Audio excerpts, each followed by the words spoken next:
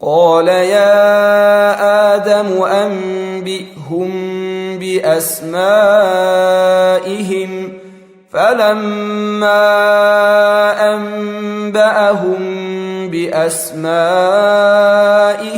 قال ألم أقل لكم إني أعلم غيب السماوات والأرض وأعلم ما تبدون وما كنتم تكتمون তিনি বললেন, হে আদম, ফেরেশতাদেরকে বলে দাও এসবের নাম। তারপর যখন তিনি বলে দিলেন সে সবের নাম, তখন তিনি বললেন, আমি কি তোমাদেরকে বলিনি যে আমি আসমান ও জমিনের যাবতীয় গোপন বিষয় সম্পর্কে খুব ভাল করেই অবগত রয়েছি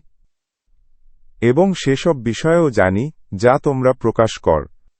আর যা তোমরা গোপন কর।